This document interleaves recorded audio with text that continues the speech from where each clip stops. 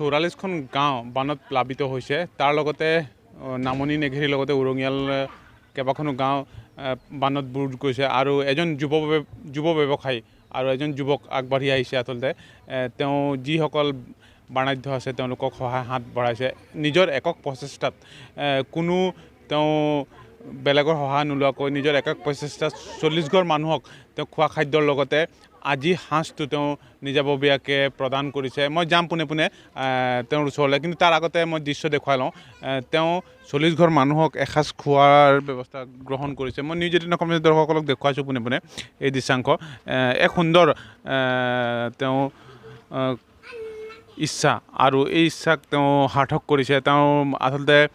আনকো এই অনুৰোধ জনাইছে কাৰণ সকলো একত্ৰিত হৈ এই দুৰ্যোগৰ সময়ত আচলতে বিপদৰ সময়ত সকলো আগবাঢ়ি আহিব লাগে আৰু সকলোৱে যাতে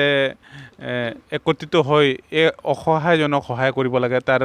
তেওঁ প্ৰয়াস কৰিছে আৰু তেওঁৰ লগত পোনে পোনে যাম মই কথা পাতিম আচলতে প্ৰথমতে আপোনাক নিউজ 18 ফালৰ পৰা ধন্যবাদ জ্ঞাপন কৰিছোঁ মোৰ ফালৰ পৰা থাকিল নিউজ 18লৈ ধন্যবাদ আপুনি এক সুন্দৰ প্ৰয়াস কৰিছে আচলতে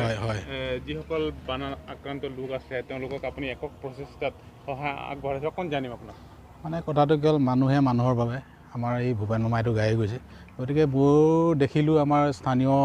তল নেঘেৰী আৰু মোৰ নিজৰ গাঁও উৰঙিয়াল দুইখন গাঁও খুব বানত মানে প্লাবিত হৈ গ'ল বহুত কষ্টত মানুহবিলাক আছিলে গতিকে সেইবুলি মনতে ভাবি তেখেতলোকক মই যিমান পাৰোঁ নিজৰ ফালৰ পৰা সহায় অলপ আগবঢ়াইছোঁ এই পাতলীয়া আহাৰো কৰিছোঁ অলপমান চাউল চেনি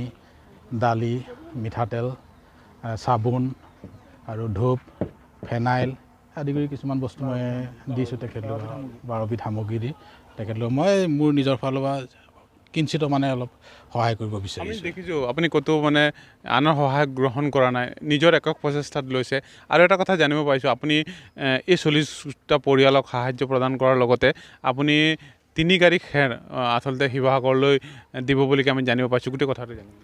হয় মই পশুধনৰ কাৰণেও মানে এতিয়া যোগাযোগ কৰি আছোঁ নাজিৰাৰ ফালে মই 3 গাড়ী খেৰ দিয়াৰ ব্যৱস্থা কৰি আছোঁ কিন্তু এতিয়ালৈকে মোক যোগাযোগ কৰা নাই মই এজন ব্যক্তিক কোৱা আছে তেখেতে মই হয়তো কাইলৈ পৰহিলৈ ভিতৰত জনাব মই যদি তেখেতে মোক কয় তেতিয়া নিশ্চয় মই ইয়াৰ পৰা 3 গাড়ী খেৰ মই ব্যৱস্থা কৰি পশুধনৰ কাৰণে মই নাজিৰালৈ পঠাম আৰু এইটো কমপ্লিট মই যিটো কৰিছোঁ মানে ব্যক্তিগত প্ৰচেষ্টাত কৰিছোঁ আৰু বাকী আমাৰ অলপ সহায় সহযোগ কৰি দিছে আমাৰ গাঁৱৰ ৰাইজসকলেও মই এটা কথা জানিম আচলতে আপুনি অসমবাসী ৰাইজলৈ বা আন আন যুৱক সমাজলৈও এটা বাৰ্তা দিবলৈ বিচাৰিছে আচলতে কি ক'ব বিচাৰে আপুনি মোৰ দৰে ব্যক্তিসকলৰ মই এটাই আহ্বান আছে তেখেতলোকে মোৰ দৰে যেনে তেখেতলোকৰ নিজৰ অঞ্চলত এনেধৰণে যদি বানপীড়িতৰ লোকে দুৰৱস্থাত আছে তেখেতলোকলৈ এটাই আহ্বান তেখেতলোকেও যাতে এই বানপীড়িত লোকসকলক সহায় সহযোগ কৰে সেইটোৱে মোৰ আহ্বান আছে তেখেতলোকলৈ হয় মই ইয়াৰ পৰিৱেশ দেখুৱাই লওঁ আৰু তেওঁ কি প্ৰদান কৰিছে মই সেইটো দেখুৱাম প্ৰথমতে যিসকল পৰিয়াল আছে তেওঁলোকক এটা পাতলীয়া আহাৰ খোৱাৰ সুব্যৱস্থা গ্ৰহণ কৰিছে আচলতে বড়ো ডাঙৰীয়াই আৰু মই পোনে পোনে যাম আচলতে ইয়াৰ দৃশ্য দেখুৱাই লৈছোঁ আইতা আপোনালোকৰ পানীত বুৰ গ'ল হয় মই আজিলৈকে ঘৰৰ ভিতৰত থাকিবই পৰা নাই ন কোনখন গাঁৱৰ হয় আপুনি এই নামনি নেঘেৰী হয় নামনি নেঘেৰী কিমান পৰিয়াল আছে মোৰ 5টা আছে পৰিয়াল আৰু বিকলাংগ ল'ৰা এটা আছে ইয়াতে ঘাঁহ কাটি আছে আজি ইয়াত আহিছে ভাল লাগিছেনে ভাল লাগিছে হয় অঁ এনেদৰে সকলোৱে তেওঁক ধন্যবাদ জ্ঞাপন কৰিছে আচলতে কেইবাগৰাকী বয়সস্থ বৃদ্ধাগৰাকী আছে তেওঁলোকৰ লগত কথা পাতিম পোনে পোনে যাম আপুনি আহিলে আজি ইয়ালৈ যথেষ্ট কিমান আপোনাৰ ঘৰ গোটেই পানী নাই একদম ডুবি গৈ আছে চাউল হেৰি হ'ল গৰু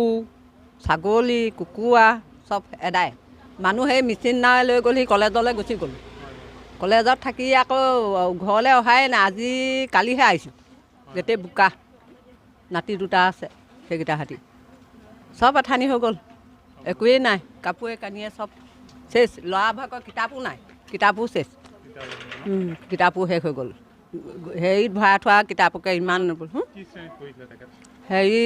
ল'ৰাটো 9ত ছোৱালীজনী এই 7লৈ পাইছে নাতিকেইটা হয় আচলতে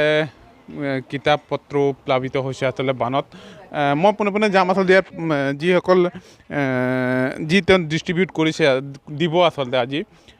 সেই পৰিৱেশটো দেখুৱাওঁ আমাৰ দৰ্শকসকলে পোনে পোনে। অকণ দাদা আহিম আপোনাৰ ওচৰলৈ। হয় হয়, মই তেখেতৰ কাষলৈ আহিম। আচলতে ইয়াত কি কি বস্তু তেওঁ দিছে তেওঁৰ লগত আহিম। দাদা অকণ আহি আপোনাৰ ওচৰলৈ। কি কি দিয়া হৈছে? চাউল, দালি, আলু, পিঁয়াজ, নিমখ, চাবোন, তাৰপৰা জুই চোলা, তাৰপিছত ইয়াত আছে এই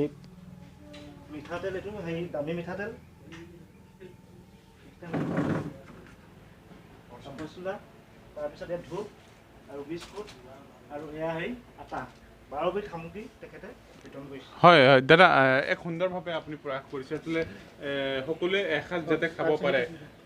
তাৰ আপুনি সুন্দৰ ব্যৱস্থা কৰিছে। নাই হয়, মই এইটো চিন্তা কৰি বুলি ভাবিলোঁ যে যিসকল বানত ক্ষতিগ্ৰস্ত লোকসকলে তাহাঁতে তৃপ্তিৰে দুসাঁজ ভাত খাব পাৰে। সেইগতে ধুনীয়াকৈ মই মিঠাতেলো মই ভাল ফৰচুন মিঠাতেলেই দিছোঁ, আটা দিছোঁ, বিস্কুট দিছোঁ আৰু এইবোৰ কৈছে না আমাৰ হেৰিজনে, গতিকে এইবোৰে মই তেখেতলোকক সহায় কৰিছোঁ আৰু খোৱাত। তাৰপিছত লাষ্টত হেৰি থাকি গ'ল, ফেনাইলত হেৰি গ'ল লাষ্টত, তাৰমানে হেৰি হ'ব যে ফেনাইল দিছোঁ। হয়, তেওঁ সুন্দৰভাৱে আচলতে সুব্যৱস্থা কৰি দিছে আচলতে পৰিয়ালবিলাকত। মই আমাৰ দৰ্শকসকলে পোনে পোনে এই দৃশ্যাংশ দেখুৱাই গৈছোঁ।